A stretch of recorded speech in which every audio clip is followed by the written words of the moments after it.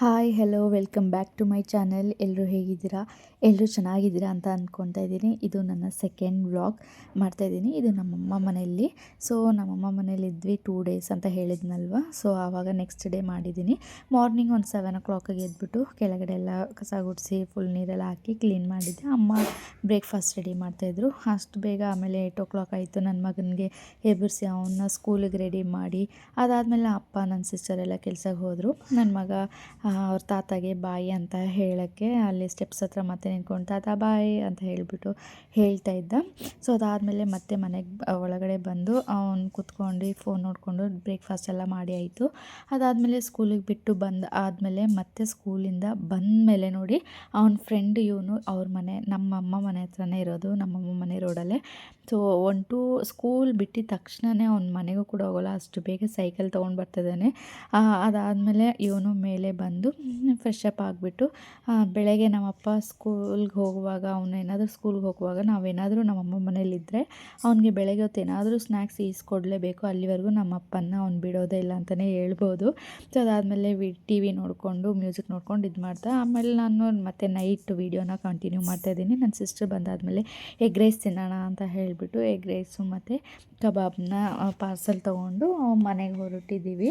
Actually ನನ್ನ ಮಗ ಅವ್ನಿಗೇನೋ JCB ಬೇಕು ಅಂತ ಹಠ ಮಾಡ್ತಾಯಿದ್ದೆ. ಅದಕ್ಕೆ ನನ್ನ ಸಿಸ್ಟರ್ ಈಸ್ಕೊಡ್ತೀನಿ ಅಂತ ಕರ್ಕೊಂಡೋದ್ಲು. ನೆಕ್ಸ್ಟ್ ಡೇ ವ್ಲಾಗ್ನ ಕಂಟಿನ್ಯೂ ಮಾಡ್ತಾಯಿದ್ದೀನಿ. ಸೊ ಅದಾದಮೇಲೆ ವ್ಲಾಗ್ನ ಕಂಟಿನ್ಯೂ ಮಾಡೋಕ್ಕೆ ಆಗಿದ್ದಿದ್ದಿಲ್ಲ. ಇಲ್ಲಿ ನಾನು, ನನ್ನ ಮಗ, ನನ್ನ ಹಸ್ಬೆಂಡ್ ಮಾತ್ರನೇ ಹೋಗ್ತಾಯಿದ್ದೀವಿ. ಅದು ನಮ್ಮ ಫ್ಯಾಮಿಲಿ ಫ್ರೆಂಡ್ ಯಾವ ರೀತಿ ಅಂದರೆ, ನನ್ನ ಮಗ ಹುಟ್ಟೋವಾಗ ಹಾಸ್ಪಿಟಲಲ್ಲಿ ನನ್ನ ಪಕ್ಕದ ಬೆಡ್ಡವರು ಅಷ್ಟು ಕ್ಲೋಸಾಗಿ ಪರಿಚಯ ಆಗಿದ್ವಿ. ಸೊ ಅವರು ನಾವು ಪರಿಚಯ ಆಗಿ ಒಂದು 5 years ಆಯಿತು. ಅದೇ ಹಾಸ್ಪಿಟ್ಲಲ್ಲೇ ಪರಿಚಯ ಆಗಿದ್ದು. ಮತ್ತು ನಾವು ಅವರು ನಮ್ಮ ಭೇಟಿನೇ ಆಗಲೇ ಇಲ್ಲ. ಸೊ ಅದಾದಮೇಲೆ ಬರೀ ಕಾಂಟ್ಯಾಕ್ಟ್ ಮಾತಾಡ್ತಾ ಇದ್ವಿ. ಸೊ ಅವರು ಕಾಲ್ ಮಾಡ್ತಾಯಿದ್ರು, ನಾನು ಕಾಲ್ ಮಾಡ್ತಾಯಿದ್ದೆ.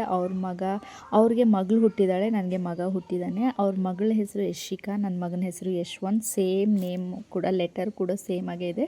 ಸೊ ಅವರು ಬರ್ತ್ಡೇಗೆ ನಮ್ಮನ್ನು ಇನ್ವೈಟ್ ಮಾಡಿದ್ರು. ತುಂಬ ದಿವಸ ಆಗಿತ್ತು ಅಂತ ಹೇಳಿಬಿಟ್ಟು ನಾವು ಕೂಡ ಅವ್ರ ಬರ್ಡೇ ಸೆಲೆಬ್ರೇಷನ್ಗೆ ಅಂತ ಹೋಗಿದ್ವಿ. ಸೊ ಅವ್ರದ್ದು ಆಶ್ರಮ ಇದೆ, ಓಲ್ಡ್ ಏಜ್ ಆಶ್ರಮ ಅಂತ ಹೇಳಿಬಿಟ್ಟು. ಸೊ ಯಾವಾಗಲೂ ಪ್ರತಿ ವರ್ಷ 5 ವರ್ಷದಿಂದ ಅವರು ಆಶ್ರಮದಲ್ಲೇ ಸೆಲೆಬ್ರೇಟ್ ಮಾಡ್ತಾರಂತೆ. ನಾವು ಕೂಡ ಅವ್ರ ಆಶ್ರಮಗೆ ಹೋಗಬೇಕು ಅಂತ ಹೇಳಿಬಿಟ್ಟು, ಯಾಕಂದರೆ ಆಶ್ರಮ ಅಂದರೆ ಆ ಥರ ಚಾನ್ಸ್ ಸಿಗೋದಿಲ್ವಲ್ಲ, ಅದಕ್ಕೋಸ್ಕರನೇ. ಸೊ ನಾವು ಬ್ರೇಕ್ಫಾಸ್ಟ್ ಕೂಡ ಮಾಡಿರಲಿಲ್ಲ. ಅಲ್ಲೇ ಹೋಗ್ತಾ ದಾರಿಯಲ್ಲೇ ಒಂದು ಹೋಟೆಲಲ್ಲಿ ಮಸಾಲೆ ದೋಸೆ ತಿಂದ್ಕೊಂಡು, ಹಾಗೆ ನನ್ನ ಮಗ ಕಾಫಿ ಬೇಕು ಅಂತ ಇವಾಗ ಕಾಫಿ ಲವರ್ ಆಗಿಬಿಟ್ಟಿದ್ದಾನೆ. ಸೊ ಬೂಸ್ಟು, ಹಾರ್ಲಿಕ್ಸ್ ಆ ಥರ ಏನೂ ಕುಡಿಯೋಲ್ಲ. ಅವ್ರ ಅಪ್ಪ ಜೊತೆ ಅವನು ಕೂಡ ಕಾಫಿ ಕುಡಿತಾ ಇದ್ದ. ಅದಾದಮೇಲೆ ನಾಷ್ಟೆಲ್ಲ ಮಾಡ್ಕೊಂಡು ಮತ್ತೆ ಅಲ್ಲಿಂದ ಹೊರಟ್ವಿ. ನಮಗೆ ಆಲ್ಮೋಸ್ಟ್ ಒಂದು 2 hours ಆಯಿತು ನಾವು ಆ ಡೆಸ್ಟಿನೇಷನ್ಗೆ ರೀಚ್ ಆಗೋದಕ್ಕೆ. ಅದಾದಮೇಲೆ ತುಂಬಾ ಬಿಸಿಲಿತ್ತು ಅಂತಲೇ ಹೇಳ್ಬೋದು. ಹೆವಿ ಬಿಸಿಲು. ಇನ್ನೂ ಸಮ್ಮರೇ ಸ್ಟಾರ್ಟ್ ಆಗಿಲ್ಲ, ಅಷ್ಟು ಬೇಗ ಬಿಸಿಲು ಸ್ಟಾರ್ಟ್ ಆಯಿತು.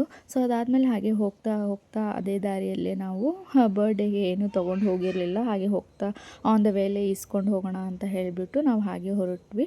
ಅಲ್ಲಿ ನನ್ನ ಮಗ ನೋಡಿ, ನನಗೇನು ಈಸ್ಕೊಡಲ್ವಾ, ನೀವೇ ಬೇರೆಯವ್ರಿಗೆ ಯಾರೋ ನನ್ನ ಫ್ರೆಂಡ್ ಅಂತ ಈಸ್ಕೊಳ್ತಾ ಇದ್ದೀರಾ ಅಂತ ಎಲ್ಲ ಹೇಳ್ತಾ ಇದ್ದ. ಸೊ ಫೈನಲಿ ನಾವು ಅವರ ಆಶ್ರಮಕ್ಕೆ ಬರೋಷ್ಟರಲ್ಲಿ ಬರ್ಡೇ ಗರ್ಲ್ ಇವಳೆ ಅಂತಲೇ ಹೇಳ್ಬೋದು. ಇವಳ ಹೆಸರು ಯಶಿಕಾ ಅಂತ. ನಮಗೆ ತುಂಬಾ ಕ್ಲೋಸ್ ಪರಿಚಯ ಆಗಿ ಇನ್ನೂ ಕೂಡ ನಾವು ಕಾಂಟ್ಯಾಕ್ಟಲ್ಲಿದ್ದೀವಿ.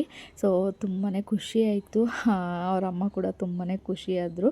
ಅವರು ಕೂಡ ಫಸ್ಟ್ ಡೆಲಿವರಿ, ನಮ್ಮದು ಕೂಡ ಫಸ್ಟ್ ಡೆಲಿವರಿ ಅಂತಲೇ ಹೇಳ್ಬಿಟ್ಟು. ಅದಾದಮೇಲೆ ತುಂಬ ಕ್ಯೂಟಾಗಿ ಆಗಿಬಿಟ್ಟಿದ್ದಾಳೆ. ಮಗು ಇದ್ದಾಗ ತುಂಬ ಸಣ್ಣ ಇದ್ಲು. ಸೊ ಇವಾಗ ಕ್ಯೂಟಾಗಿ ಆಗಿಬಿಟ್ಟು ಇವಾಗ ತುಂಬಾ ಸ್ಟೈಲಿಶು.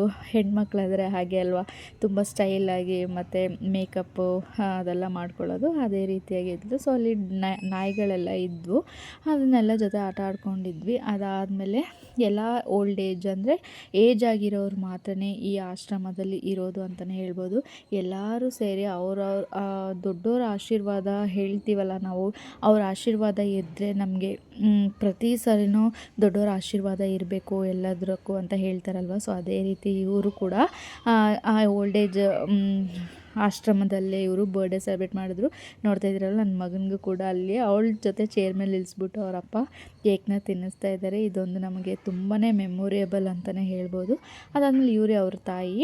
ಅದಾದಮೇಲೆ ಊಟ ಎಲ್ಲ ಮಾಡಿದರು. ಊಟ ಎಲ್ಲ ಅರೇಂಜ್ಮೆಂಟ್ ಇತ್ತು, ಪಲಾವು, ಮೊಸರನ್ನ ಆ ಥರ ಒಂದು ಸ್ವಲ್ಪ ವೆರೈಟೀಸ್ ಊಟ ಎಲ್ಲ ಮಾಡಿದರು. ಅಲ್ಲಿ ಊಟ ಮಾಡಿಕೊಂಡು ಮತ್ತೆ ನಾವು ವಾಪಸ್ಸು ನಮ್ಮ ಅಮ್ಮ ಮನೆಗೆ ಬಂದ್ವಿ. ಯಾಕಂದರೆ ನಮ್ಮಮ್ಮ ಮನೆ ರೂಟಲ್ಲೇ ನಾವು ನಮ್ಮ ಮನೆಗೆ ಬರಬೇಕಾಗಿತ್ತು.